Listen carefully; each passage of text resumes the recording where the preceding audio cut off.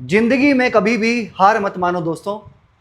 भले ही आज आप कितनी भी मेहनत कर रहे हो और वो मेहनत किसी को नहीं दिखाई दे रही है, लेकिन फिर भी कल को यही मेहनत तुम्हारी पहचान बनेगी दोस्तों।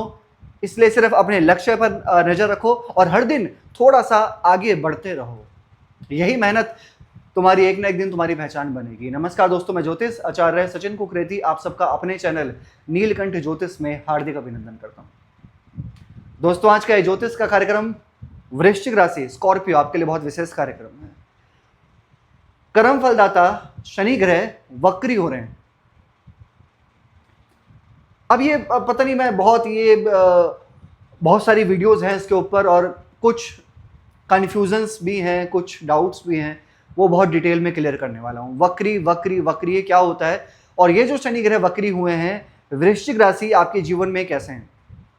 27 जुलाई को वक्री होंगे, 27 जुलाई को वक्री होंगे और 11 दिसंबर तक रहेंगे, अराउंड 138 डेज, 138 दिनों के लिए।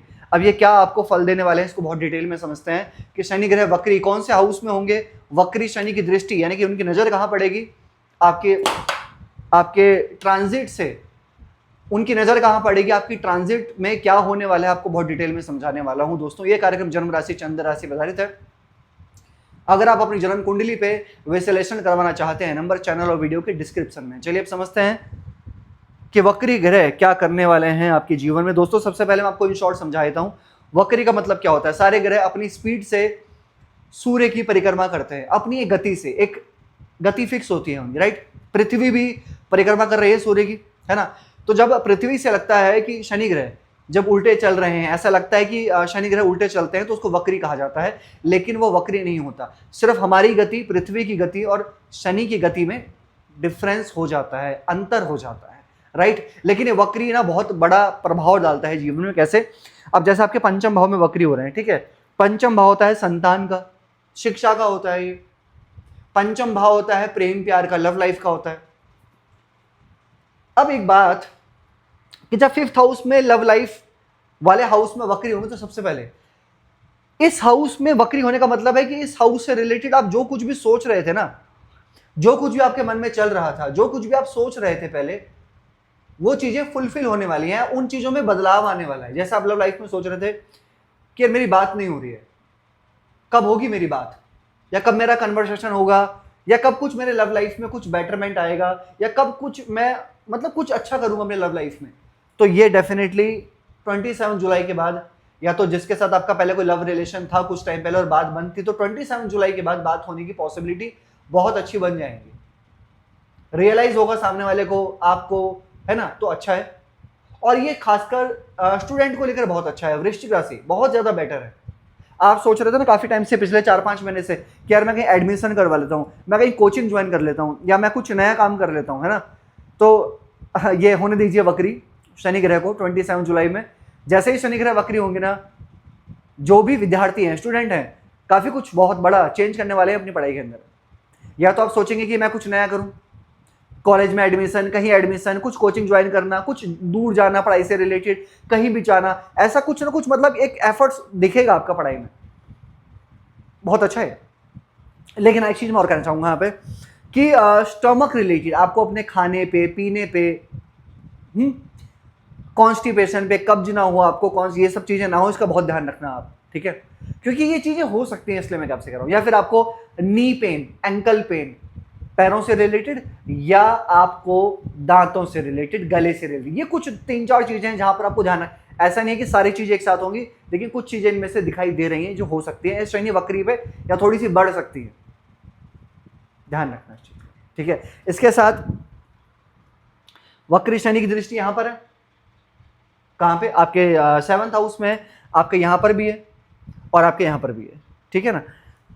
अब जब यहां पर दृष्टि है 11th हाउस में, तो मैं देख रहा हूं कि एक्स्ट्रा इनकम ऑफ सोर्स, जिनका काम लोहे का है, यानी कि आयरन का काम है, पेट्रोलियम का काम है, इंपोर्ट एक्सपोर्ट का काम है, मैन्युफैक्चरिंग का काम है, फैक्ट्री से रिलेटेड जो भी काम करते हैं आप, जो भी मैन्युफैक्चरिंग करते हैं आप, है ना, कुछ चेंज करोगे उसमें, कुछ चेंज लेकर आओगे, तो कुछ आप सोचोगे, नया सोचोगे, कुछ बढ़ाने का सोचोगे, कुछ ना कुछ कुछ ना कुछ करने का तो ट्राई करोगे आप, ऐसा मुझे दिख रहा है यहाँ पे, ये वक्री होते ही। लेकिन एक मैं बात जरूर कहूंगा आपसे खासकर लव लाइफ में, कि देखिए बातचीत होने की संभावना अच्छी है जिनका ब्रेकअप हो गया था, लेकिन एक बात है कि थोड़ा बहुत यहाँ पर ना आर्ग्यूमेंट भी होंगे किसी ना किसी चीज को लेकर। जिनके अभी नए नए न्यू रिलेशन बने हैं, जिनके अभी बने हैं कुछ टाइम के अंदर अंदर, तो ये शनि ग्रह वक्री होने पे ना कुछ मिसअंडरस्टैंडिंग भी क्रिएट हो सकती है। उनके लिए तो बेटर है, जिनका ब्रेकअप हो गया था, जिनकी बातचीत नहीं हो रही थी, वो सोच रहे थे बातचीत हो, तो उनके लिए तो बेटर है। लेकिन जिनका भी न्यू रिलेशन बना है उनको थोड़ा ध्यान रखना होगा यहाँ पे कि वो आर्ग्यूमेंट क्रिएट ना हो। यहाँ पर संतान को लेकर वृश्चिक राशि, मुझे आप कमेंट करना, और डेफिनेटली जो भी चीजें बता रहा हूं तो मैं सोच रहा हूं कि आप कमेंट करें। ये वृश्चिक राशि में जो शनि ग्रह वक्री हो रहे हैं ना आपके पंचम स्थान में, और आप मैरिड हैं, खासकर न्यूली मैरिड हैं, तो बताना कि संतान के बारे में सोच रहे हैं आप काफी टाइम से, या अभी कुछ टाइम के अंदर आपको कंसीव हुआ है, नहीं हुआ तो शनि ग्रह के वक्री होने के अंदर अंदर होने वाला है। क्योंकि शनि ग्रह जब पंचम भाव में आया ना 29 मार्च 2025 के बाद, अगेन रिपीट 29 मार्च 2025 के बाद कंसीव हुआ आपको। अगर आप ट्राई कर रहे हैं, प्लानिंग कर रहे थे, तो हुआ क्या? क्योंकि बहुत अच्छे योग हैं, इसलिए बोल रहा हूं। क्योंकि शनि यहाँ पर आपके चौथे घर के स्वामी होकर पंचम में बैठे हुए हैं और सेकंड हाउस को देख रहे हैं, लाभ स्थान को देख रहे हैं। और जब शनि पंचम भाव में आते हैं ना तो ब्लेसिंग देते हैं ये, ठीक है। और प्लस बृहस्पति की दृष्टि भी, उच्च दृष्टि आपके पंचम भाव में पड़ रही है, तो दिख रहा है कि संतान को लेकर बहुत अच्छा है। अच्छा, बृहस्पति नाइन्थ में और शनि जो है वो आपके पंचम में, यानी कि दोनों त्रिकोण में शनि और बृहस्पति, यानी ज्ञान बढ़ता हुआ दिखाई दे रहा है। ऐसे केसेस में इंसान हायर एजुकेशन का प्लान करता है, ऐसे केसेस में कुछ बहुत बड़ी ज्ञान वाली चीजें सीखता है, जैसे कोई ऑकल्ट चीजें हो, स्पिरिचुअलिटी चीजें हो, कुछ मतलब ज्ञान वाली चीज, जिससे ज्ञान मिले, मैच्योरिटी बढ़े, प्रैक्टिकल हो इंसान, ऐसा बनता है इंसान ऐसे टाइम फ्रेम पर। सिर्फ शनि नहीं बोल रहा, बृहस्पति भी आपके 9th हाउस में बैठे हैं, जो कि आपके फर्स्ट को देख रहे हैं और शनि को भी देख रहे हैं। 9वीं दृष्टि से बृहस्पति आपके यहाँ पर हैं और 9वीं दृष्टि से शनि को देख रहे हैं।